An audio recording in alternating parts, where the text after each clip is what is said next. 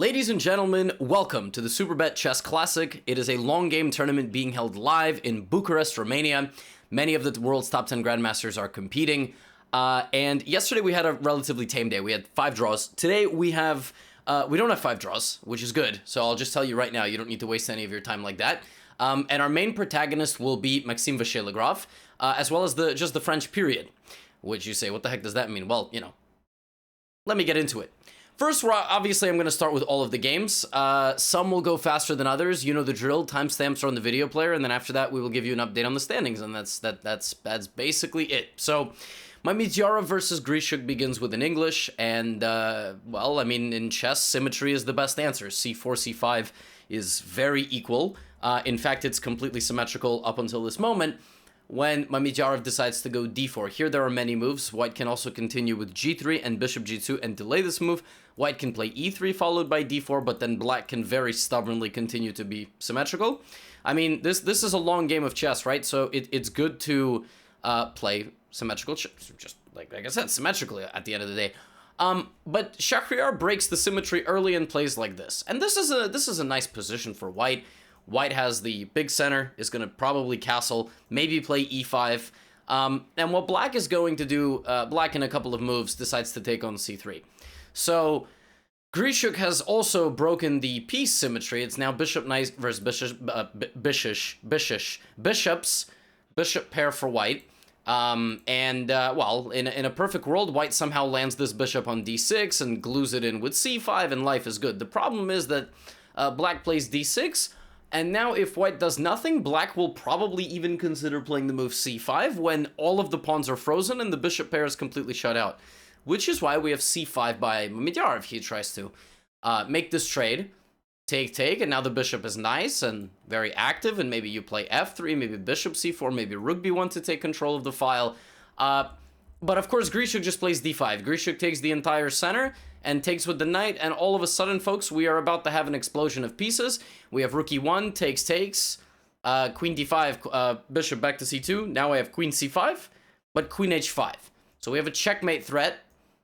So very simple move g6, but now we have a queen trade, and some moves later we have a trade of bishops, and that trade of bishops leads to a trade of pawns, and, well, I think you get where this is going. The players just shuffle their kings back and forth and make a draw.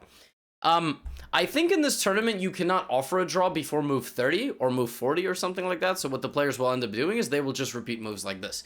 This is very much a drawn position. I mean, can't really say like lack of fighting or not lack of fighting. I mean, it was just, you know, guy plays the English. Black doesn't let you have any fun. Plays symmetrically. You try to break the symmetry. We have imbalance for all of about a few moves, but then everything explodes in the center, and that's that.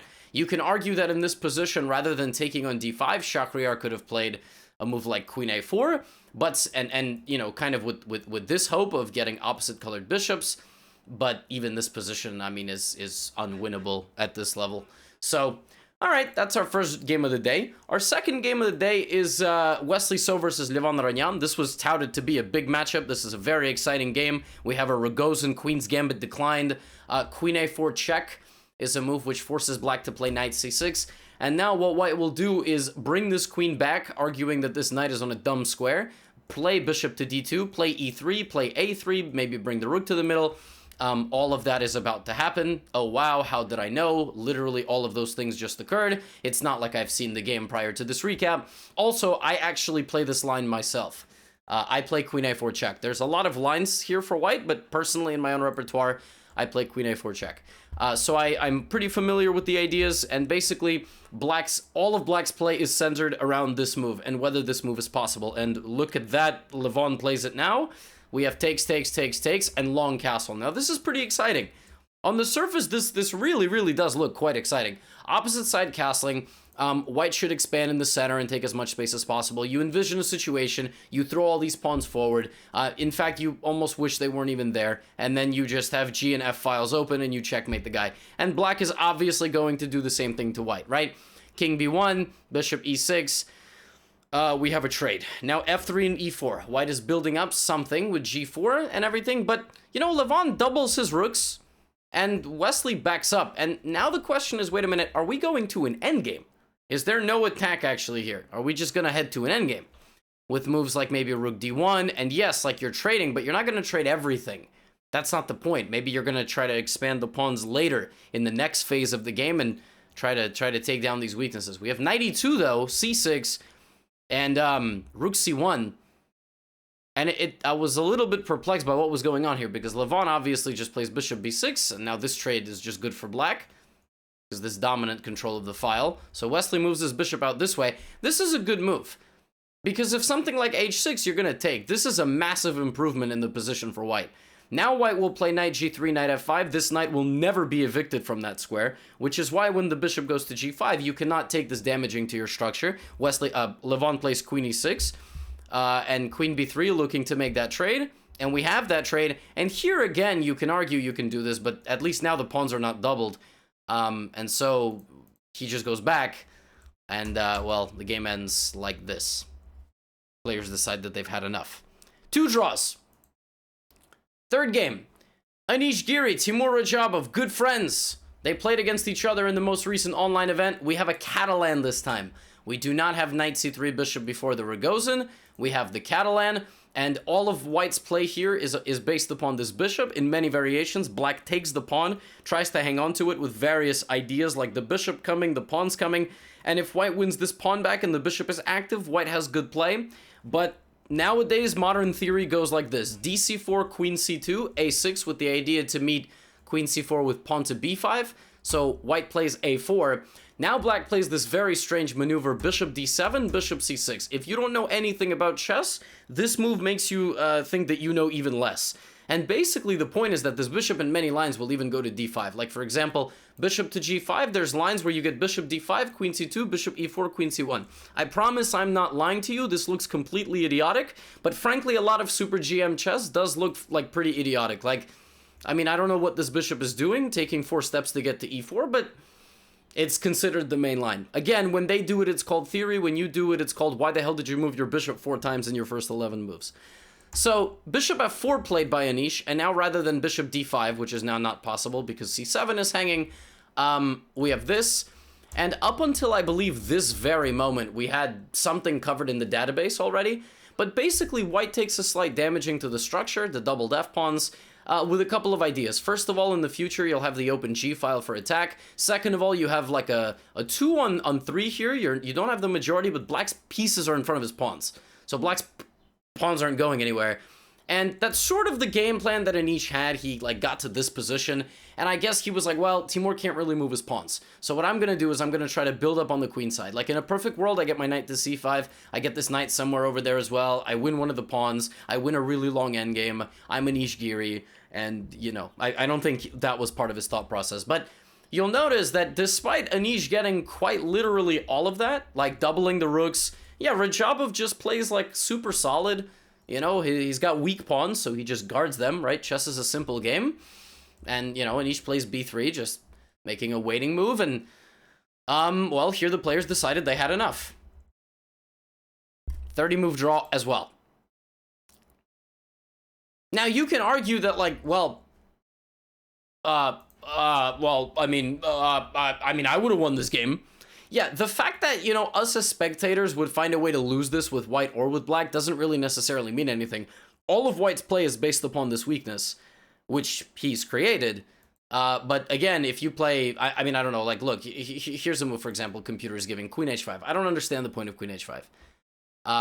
Okay, let's say black plays knight b4. Okay, rook g1.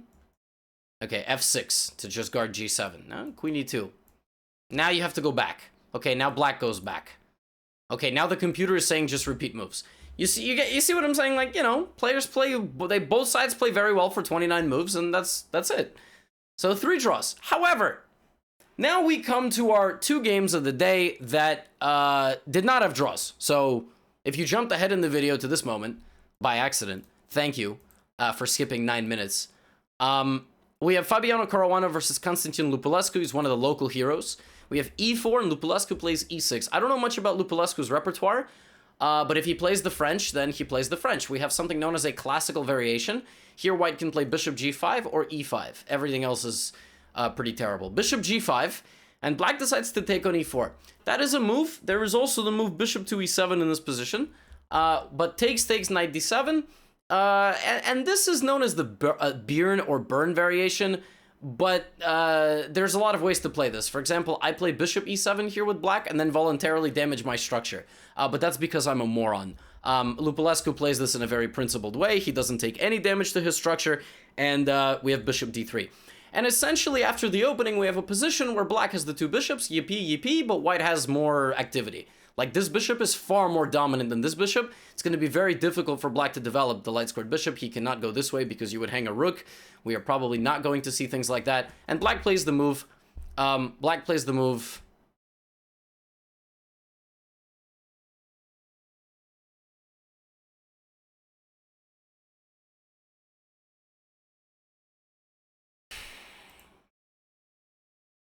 And black plays the move c5.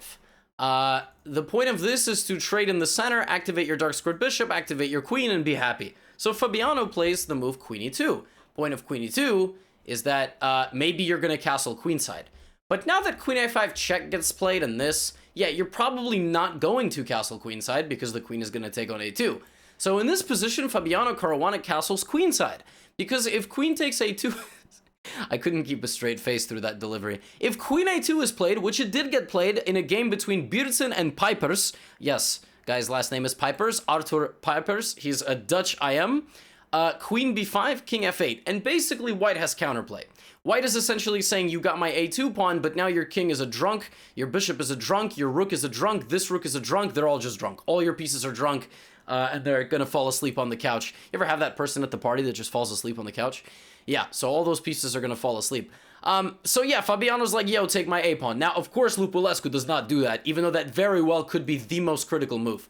Like, again, impossible moves in chess. If you play them, black might have to play the most critical thing. And maybe not. Maybe it's just terrible. But, you know, he decides to just play short castle, and now Fabiano doesn't let him take the pawn anymore. So what do you do in opposite side castling positions, ladies and gentlemen?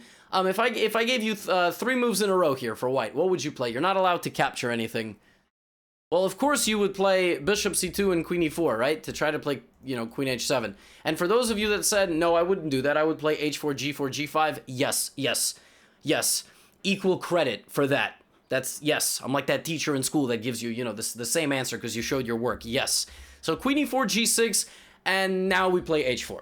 So bishop a4, which looks like bishop a4 looks like a really annoying move. Oh, I don't want to trade my bishop because my bishop is going to be involved in the attack. Oh, I don't want to trade my bishop. And obviously, Fabiano Caruana trades bishops and then plays the move h5.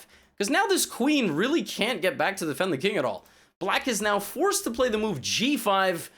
And now okay, so, I mean, obviously we're looking at moves like f4, we're looking at moves like this to open up this position, we're going to just, right? And so Fabiano Caruana obviously would not go to the other side of the board to take a pawn that seemingly has nothing to do with his attack, and if anything, just opens up the attack for his opponent. But he does, because he understands that his very next move is just to trade queens. That's the thing about attacking chess. You can use the attack as a decoy, win a pawn, and then you lose this pawn just for a brief moment, but you know what you have in this position? You have something known as a 3-on-1. Not a 3-on-2, but a 3-on-1. And it's going to get even worse. It's about to become a 3-on-0. f6, knight d8, and he's about to take this pawn as well. He couldn't take that pawn because of this bishop, but the point is that the threat remained, and the bishop wasn't going to have an easy time moving. And Fabiano just goes and wins the h-pawn and plays king c2. King c2 is a very funny move. It very well could be the best move. I mean, it's kind of like, it's like mildly insulting that in the middle, you know, you don't bring back your knight and push your pawn, you just move your king. And Lupulescu was like, you know what, I had enough. So the French is a main character, not just by person, but also by opening. The French defense surveyed here by Lupulescu, but to not a successful. Not in a successful way. Fabiano Caruana very well prepared with this unique idea of long castle in a position where it seems impossible, creates an attack. Very, very just instructive way to, you know, bait a pawn forward so that mate is not delivered and then attack the pawn and then ultimately use that pawn not to deliver mate, but to win this pawn that's now isolated in the endgame. Welcome to the chess quality of 2,822 rated players. And our final game of the day, we've got Maxime Vachier-Legrand versus Bogdan Daniel Deac, the gentleman from Romania who's in his early 20s and almost defeated Anish Giri with the black pieces yesterday. We have e4, we have e5. We have a Ruy Lopez, Shout out Anarchy Chess. A6, bishop A4, and a line which is getting quite a bit of popularity in these online events. Knight takes E4. This is not the Berlin because the move A6 and bishop A4 have been inserted. D4 and now B5 and D5. Very aggressive way for black to play this position. Takes bishop E6. White plays the move knight D2, targeting the knight in the center. Sometimes black rotates back to C5. Sometimes black plays this move. Sometimes black plays the move that I just said. C3, castles, bishop C2. And here, an interesting move. F5. And interesting is, you know, I mean, that's a generous way of putting it. It's a very aggressive, very dynamic, very double-edged move, very dangerous move. First of all, it's dangerous because it enables white, and listen, MVL is part of the Anarchy Chess subreddit, so of course, in this position, he plays e takes f6 en passant. Now, this is good for a few reasons. It forces the knight back, because the knight was being targeted by 2 pieces. Now, you have kind of a weak e-file, and very weak light squares over here. So, the other thing is, black is a little bit overextended, just period. All of black's pawns are very farly extended. Is farly even a word? B4 forces him forward, and now MVL plays this move and is ready with knight e3, and really just trying to clamp on these squares. However, oftentimes in chess, when you are, like, what they call statically weak, you know, you say, like, statically is like the person with the thick glasses and the British accent, you know, like detective, like, you know, that's when you say, like, well, there's light squared weaknesses, you know, and black could be potentially overextended. Yeah, whereas, you know, black is kind of saying, you know what's the good thing about being overextended? Is that I have a lot of dynamic counterplay. I have a lot of open lines while I have those static weaknesses. So, bishop c5, bishop e3, and here Deac plays a wild move. He plays d4. I mean, he's just going in. D4 played, we have CD4, knight D4, bishop D4, bishop F3, queen F3, queen D4. Massive explosion of pieces, and my man is just laser beaming this F2 pawn. In this position, we have rook to D1, basically just giving him B2. Like, daring him to take it. He's like, take my pawn. Deac doesn't have to. He could just go here and trade queens and call it a day, but he takes.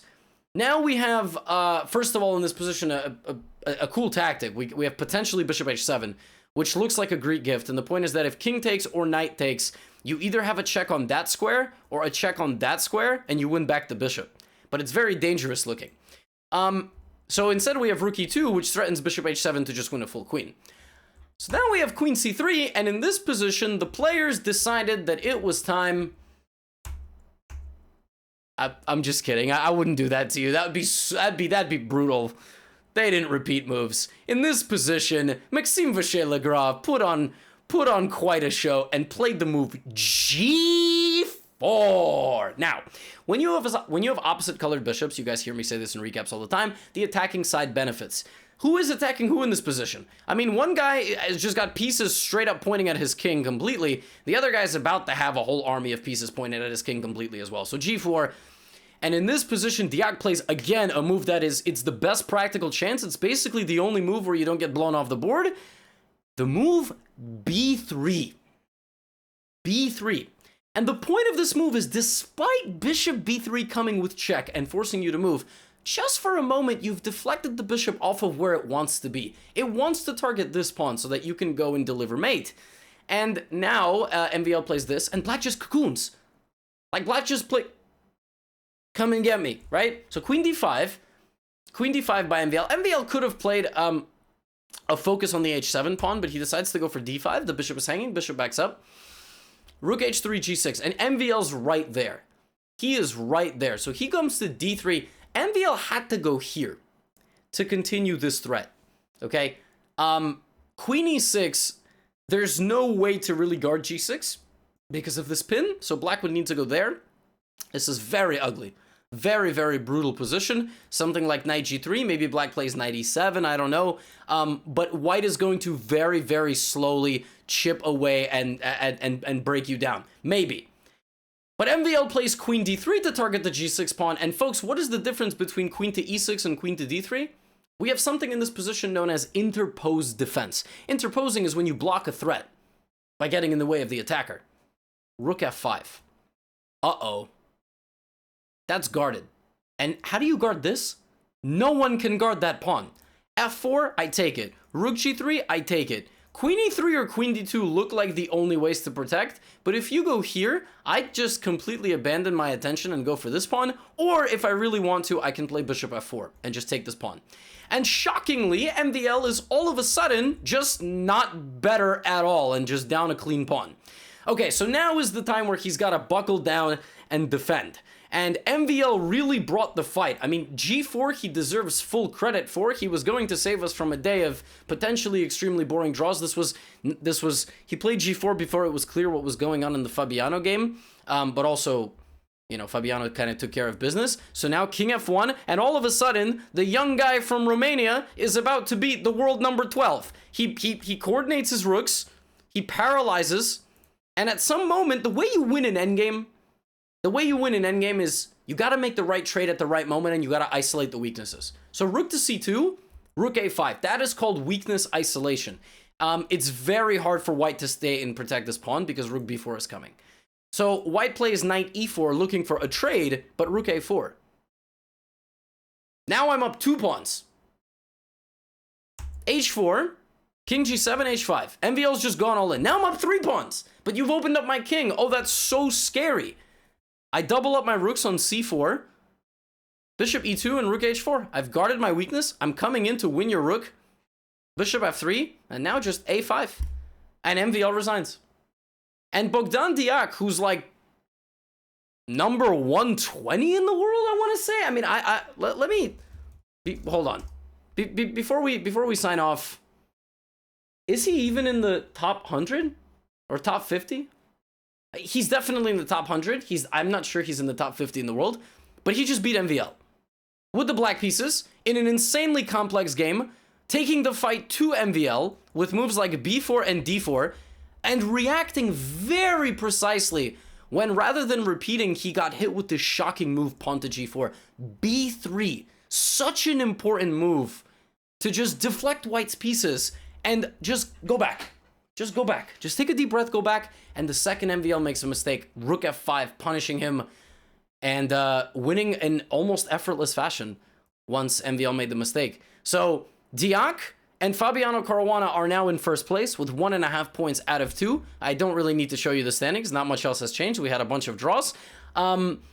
And tomorrow, Diak will play with the white pieces versus Shahryar Mamedyarov. We'll see how that game goes. We'll see if he comes out swinging or tries to hold Mamedyarov and, you know, let him do something silly with the black pieces. But, hey, shout out to Bogdan. I mean, welcome to the big leagues, buddy. Folks, I'll see you tomorrow. Get out of here.